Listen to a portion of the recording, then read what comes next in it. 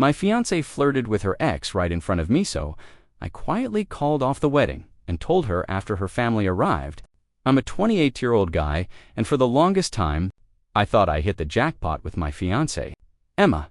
She walked into my life like a movie scene, bright laugh, messy bun, talking to herself as she browsed used books in this tiny shop I used to visit after work. We struck up a conversation about poetry of all things, and, a week later, we were inseparable. For 3 years, it was us against the world. We traveled, binge-watched trash TV under blankets, built IKEA furniture like it was a team sport. She was the first woman I ever let see the messy parts of me. I thought she accepted me. So when I proposed, I did it with my whole chest on a beach, in front of her favorite lighthouse. She cried. I cried. It felt perfect, but I should have paid attention to the cracks. Emma still talked to her ex. Ryan, we're just friends, she'd say, rolling her eyes like I was being dramatic.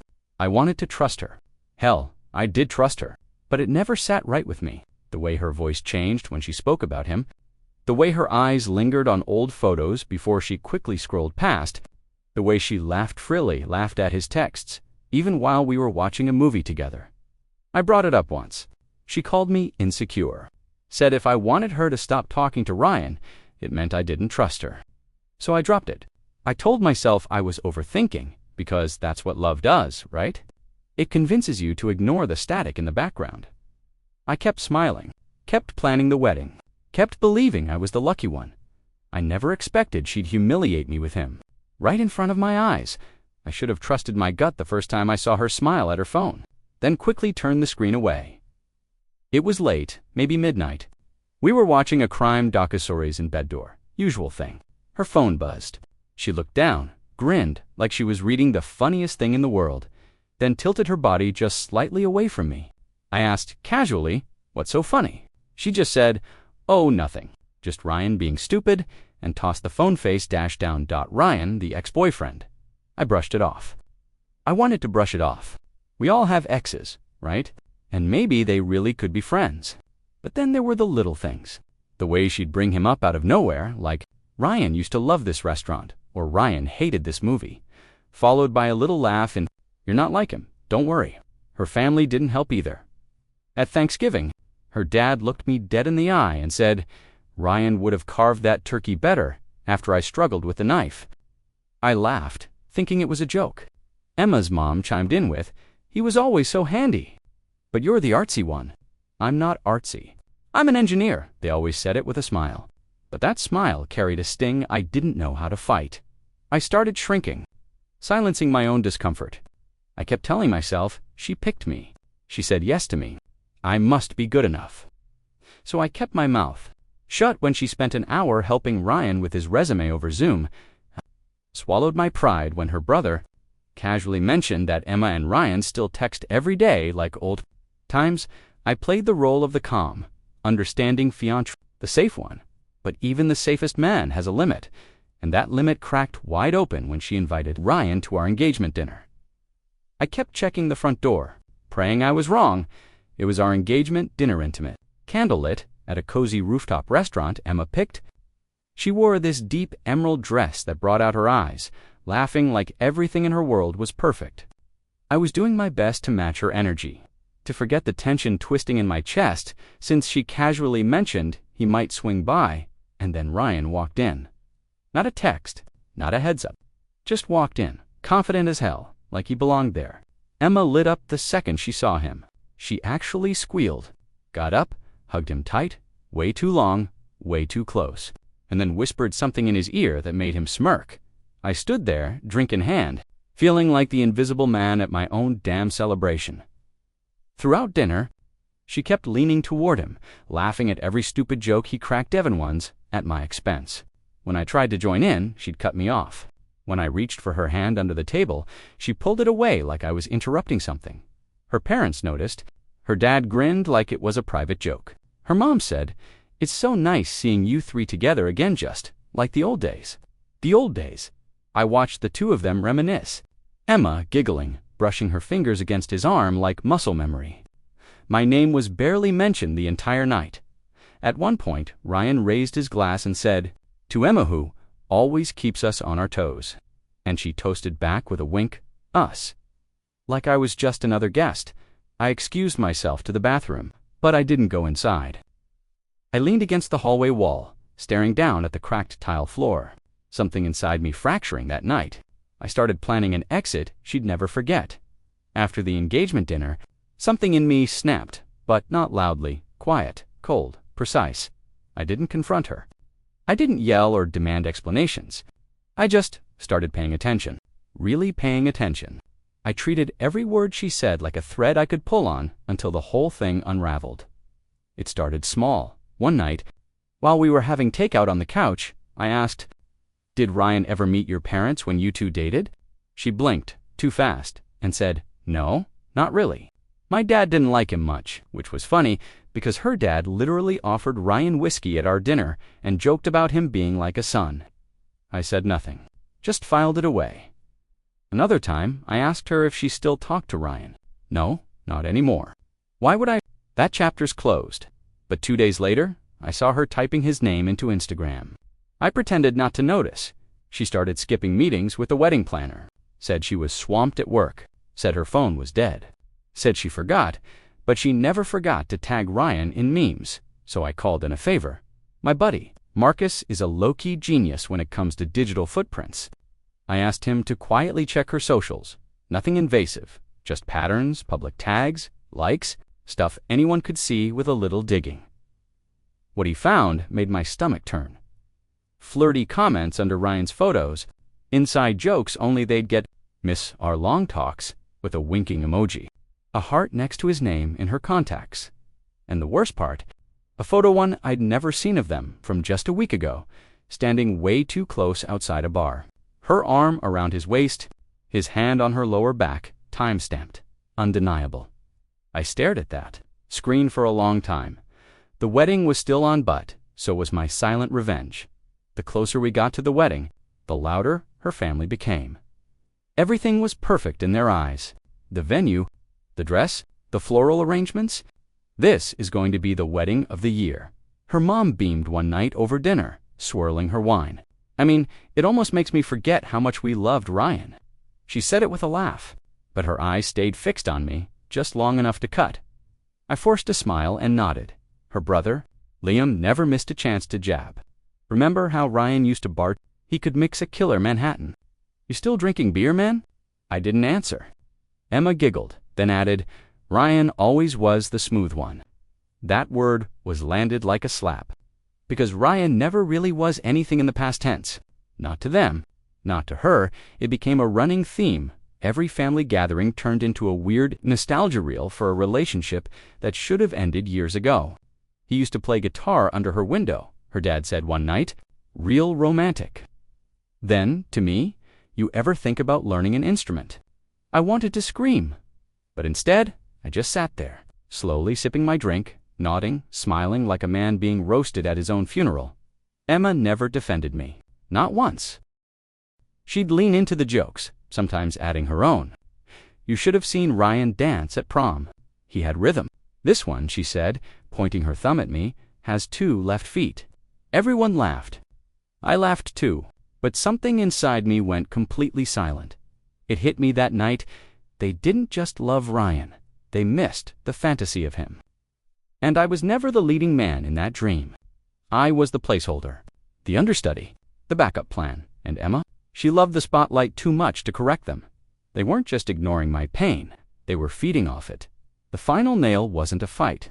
It wasn't some betrayal behind closed doors. It was brunch.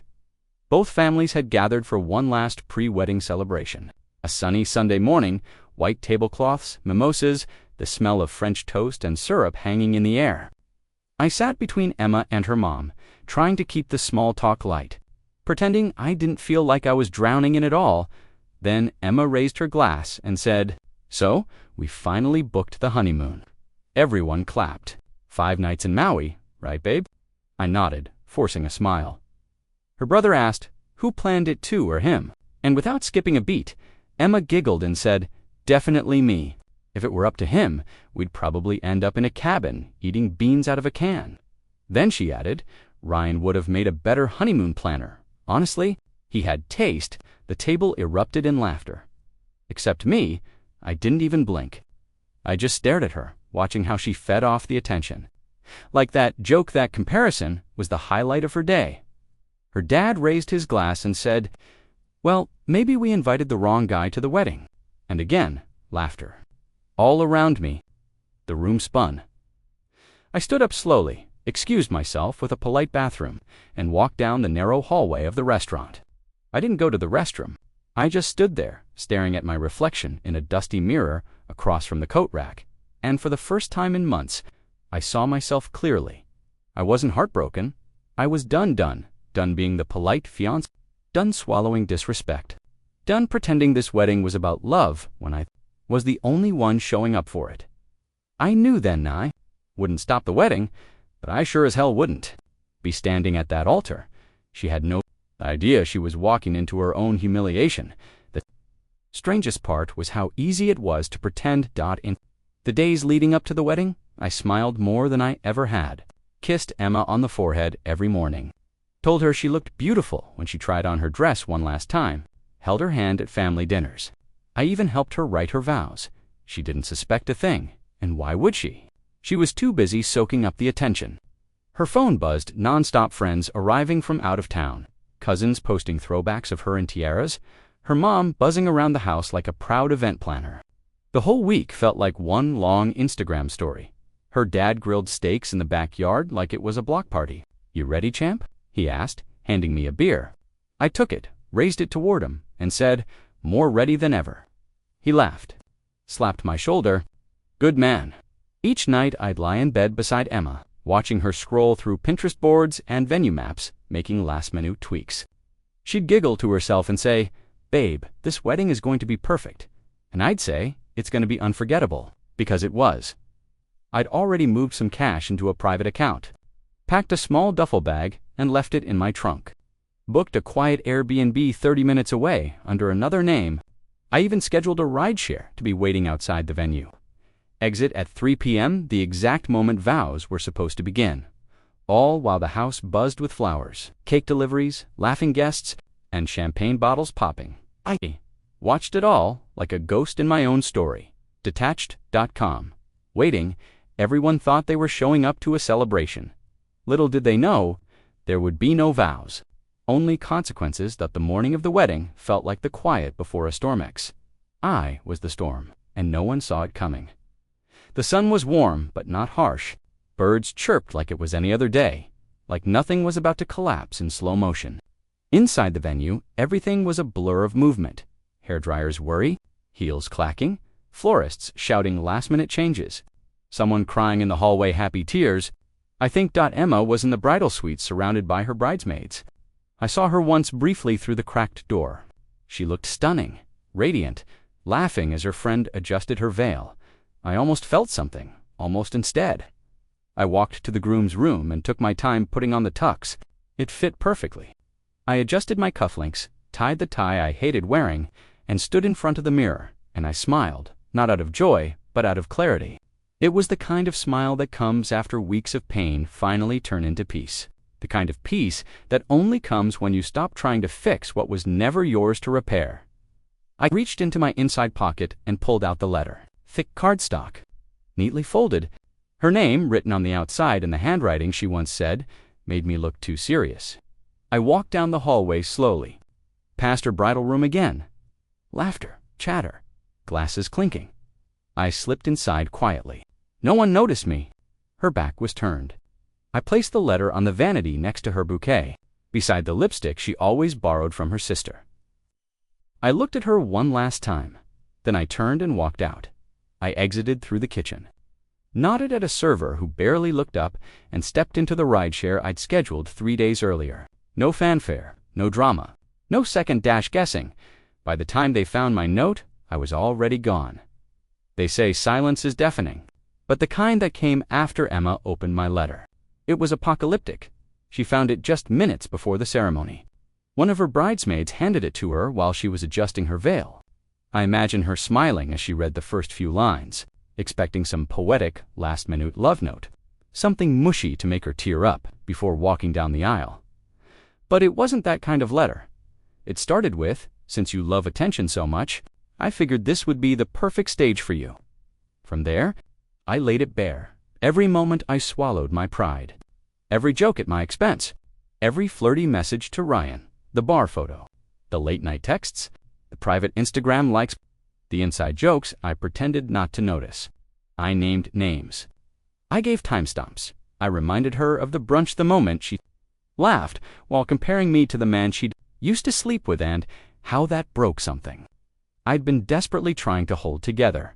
I ended the letter with, "I won't be your clown in a tux, so go ahead. Tell them why there's no groom waiting at the altar. Or better yet, let them read this themselves." Her mom read it over her shoulder. Her dad snatched it from her hands. Someone screamed. Her aunt fainted, apparently. Ryan was in the hallway. I shoved the door open and hurled the letter at his chest. Screaming at him as if it was his fault for getting caught in the mess she created, guests had already started arriving. Word spread like wildfire. The DJ packed up. The officiant left quietly. Someone popped champagne anyway out of confusion, maybe shock. Her cousin posted a blurry Instagram story with the caption, "WTF just happened." Emma collapsed into a chair, sobbing uncontrollably. Makeup, smudging, veil half torn, her perfect day shattered in under 5 minutes. And I watched it all from a quiet Airbnb across town. The next morning, my phone lit up like a siren. Missed calls, voicemails, texts, stacking so fast the notification sound became a pulse. Her name, her mom's name, her dad unknown numbers. All of them. I didn't answer. I sat on the edge of the Airbnb bed, sunlight cutting across the floorboards, coffee cooling on the nightstand. My phone kept vibrating against my palm like a trapped insect. Finally, a knock.I opened the door, just enough to see her parents standing there. Her mother's mascara was smeared. Her father's face red with anger or maybe shame. Behind them, Emma sat in the car, head bowed, a tissue pressed to her mouth. Her mom's voice cracked. "Please, she made a mistake. She was just playing. She never meant to hurt you." Her dad added, "You embarrassed her. You embarrassed us. How could you walk out like that?" I leaned against the doorframe, silent. Her mom grabbed my wrist. "Please forgive her. She loves you. She said you're the only man she's ever really loved." I almost laughed. Not because it was funny, because of how rehearsed it sounded. I said nothing, just looked at them until they dropped their eyes. From the car, Emma called out, voice hoarse, "I didn't cheat. It was just jokes. Please talk to me." I shut the door. Their knocks went on for a while, then faded. My phone kept buzzing. Her last text read, "You're ruining both our lives." I stared at the screen until the words blurred. I didn't feel triumphant, or sad, or vindicated. Just empty. But inside, that emptiness was a stillness I hadn't felt in months. I didn't need closure from people who enjoyed my silence. She couldn't leave it alone. 2 days after the wedding that never was, Emma took it public. Her Instagram post hit like a tidal wave black-and-white photo of her in the dress, standing alone under the arch bouquet in hand, eyes red from crying. The caption read, "He left me on our wedding day." No explanation, just vanished. "Be careful who you trust." The comments exploded.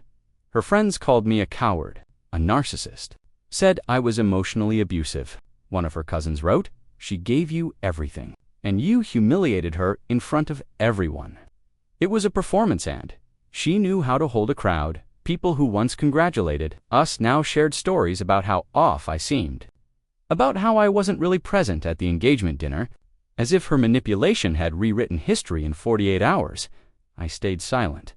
I didn't post a thing, but Marcus didn't. Remember the friend who pulled the digital trail for me? It turns out he kept receipts, screenshots, time-stamped images, her DMs, to Ryan, her flirty comments, the late-night wish-you-were-here texts. He made a burner account and dropped everything in the comments. No harsh words, no insults, just facts, proof, side-by-side images.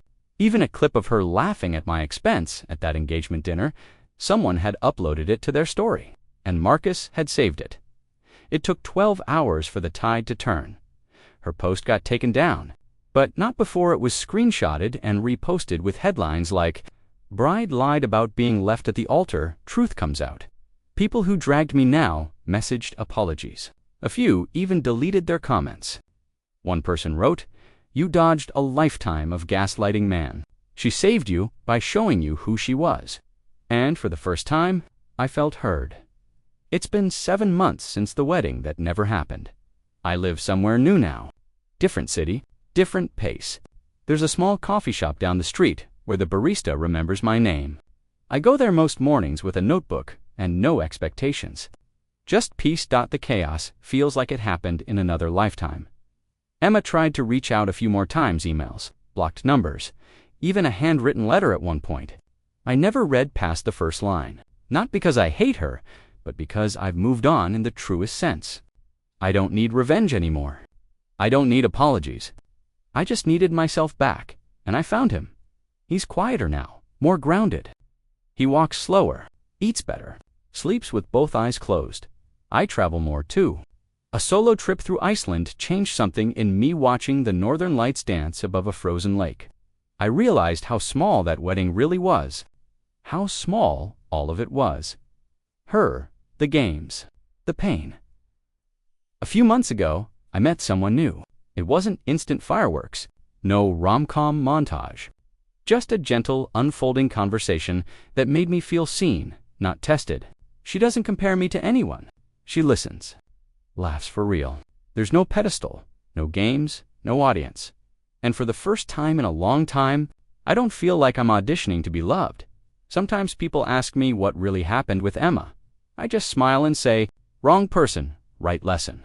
Because that's what she was, a lesson, a brutal, necessary, soul-shaking one. But a lesson all the same. And when I think back to that tuxedo hanging in the closet, the sealed letter, the look on her face when the truth cracked through her fantasy, don't feel guilt. I feel free. I didn't just cancel a wedding. I saved a lifetime.